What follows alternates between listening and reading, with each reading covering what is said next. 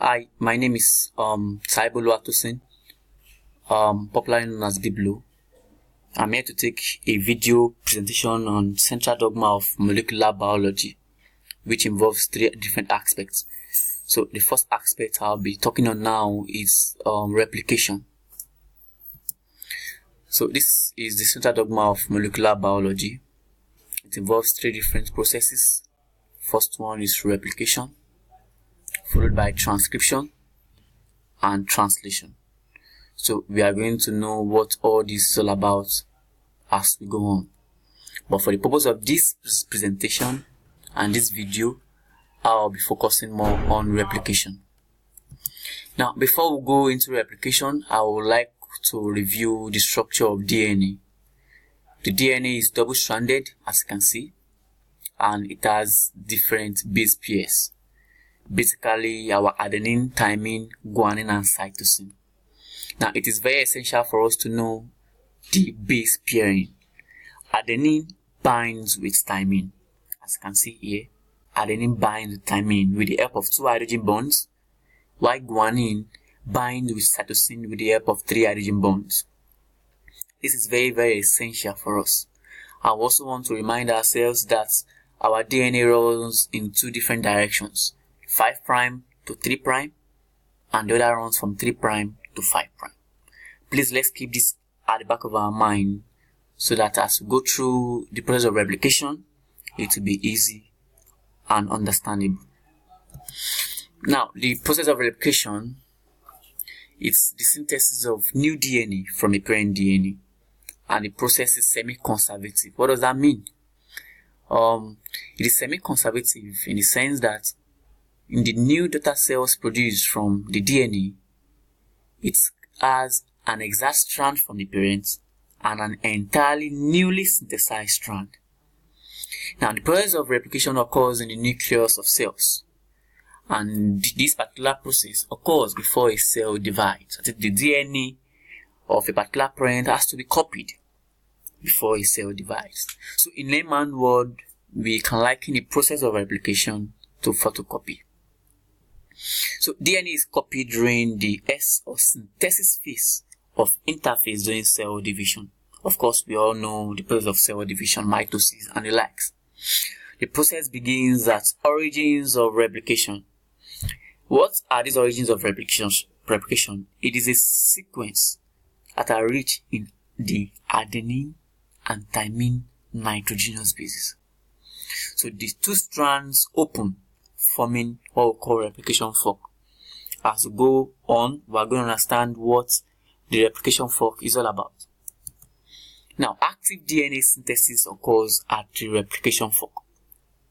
In other words, we can say the replication fork is the point where DNA synthesis occurs. Now, DNA unwinds at short distances, creating the fork as shown in the diagram below. This is the parent DNA. Then, this is the replication fork. You can see that the strands of the DNA have unwinded, forming replication fork. So we said this particular point is where active DNA synthesis occurs. Now, synthesis of DNA is bidirectional. That is, one goes from the 5' to 3' direction, and the other goes from the 3' to 5' direction. So this gives rise to 2 strands, which we call leading strands and lagging strands. What are leading strands and lagging strands? Now, the strand that is being synthesized towards the replication fork is known as the leading strand, while the lagging strand is a strand synthesized away from the replication fork. So, as we go on, we are going to see different images that explain that better. Now, this is another image of the replication fork. You can see the leading strand we just talked about. It is going towards the replication fork, while the lagging strand is moving away from the replication fork. So several lagging strands give rise to fragments which are known Okazaki fragments. You can see that the particular DNA has been unwinded at a particular distance, forming the replication fork. Now, there are several enzymes involved in the process of replication. The very first enzyme is helicase, from the word helix. It binds to the DNA double helix and unwinds the strands by melting the hydrogen bonds between the nitrogenous bases. When we talk about nitrogenous bases, we talk about adenine and thymine, guanine and cytosine. So helicase melts the hydrogen bond between them, therefore separating the DNA strand. Now, after this DNA strands has been unwinded, the single strand binding proteins will attach themselves to each of the separated strands, and to keep them from rejoining, or we can say it keeps them from reassociating, or it keeps them from reannealing. So that's the function of a single stranded binding protein. It's an important enzyme in the process of replication. Now, sometimes during the process of replication, when helicase unwinds the double helix structure, there is a creation of what we call supercoiling. Now, this supercoiling is not a good situation because it causes topological stress. So the topoisomerase enzyme relieves the DNA of supercoiling, thus preventing topological stress. It does this by creating a nick. When we say a nick, synonyms we use are cut or a gap. Yeah, there are two types of topoisomerase. We have topoisomerase 1 and we have topoisomerase 2. So as we go on, we are going to see the mechanism of action of that topoisomerase. Now, prior to the synthesis of new DNA, there must be RNA primers present to start the addition of new nucleotides. Primase is the enzyme that synthesizes and lays down the RNA primer. What I'm trying to say here is that the synthesis of new DNA requires an RNA primer. The synthesis of the primer actually makes the action of our DNA polymerase easy. Okay. Now, DNA polymerase synthesizes new DNA by adding nucleoside triphosphate. When we talk about nucleoside triphosphate, we mean our ATP adenine triphosphate, our GTP, our guanosine triphosphate, and the likes. Now, in prokaryotes, there are three types of DNA polymerases. We have DNA polymerase 1, DNA polymerase 2, and DNA polymerase 3. While in eukaryotes, we have 5 DNA polymerases, which include DNA polymerase alpha, DNA polymerase beta, DNA polymerase gamma, DNA polymerase delta, DNA polymerase epsilon. Of course, they all have their functions, their distinct functions they play in the process of replication in eukaryotic organisms. Now, DNA polymerase 1 is a repair enzyme, and it has a 5' to 3' and 3' to 5' activity. While DNA polymerase 2 is also a repair enzyme, but it has 3' to 5' exonuclease activity.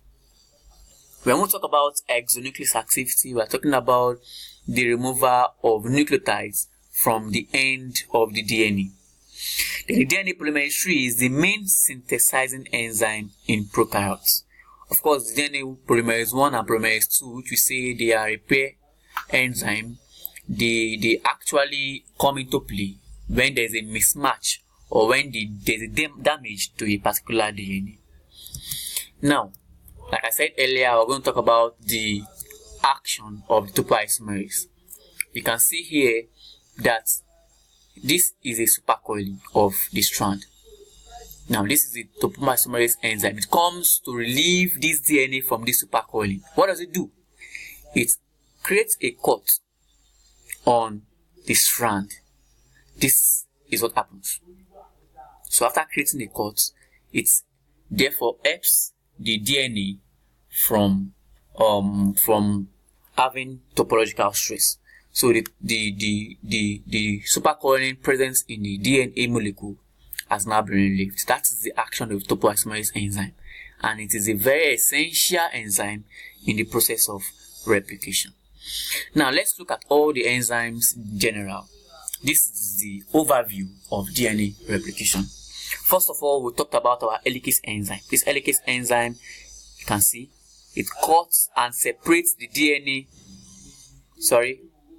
It cuts and separates the DNA strands by melting the hydrogen bonds between the nitrogenous bases. Now, whenever there is a supercoiling, the action of the topoisomerase come into play. It relieves the DNA from supercoiling. Now, when the strands have been separated, you see here that a single-stranded binding protein come into play, and they prevent the separated strands from reannealing or reassociating. Now, we'll talk about the RNA primer. This is the RNA primer. It is very, very important as it kickstarts the process of replication. So the DNA primase is the enzyme that actually lays down the primer. Now, let's talk about our leading strand, our lagging strand. You can see the direction of the leading strand. The leading strand is towards the replication fork, while the lagging strands is away from the replication fork, which gives rise to our Okazaki fragments. So we'll talk about our DNA polymerase. DNA polymerase is the synthesizing enzyme of replication. So these processes come into play whenever a cell wants to divide. So the DNA of a particular cell has to be copied or has to be replicated. So that is why replication takes place. So the next tutorial we're going to talk about the process of conversion of the DNA into an RNA, which is the second phase of our central dogma. Let's quickly go back. You can see the second phase of our central dogma is transcription. So it is very, very important for us to know all the enzymes in replication, the helicase, the SSBP, the topoisomerase, the primase enzyme, the DNA polymerase, and the likes. So thank you for listening.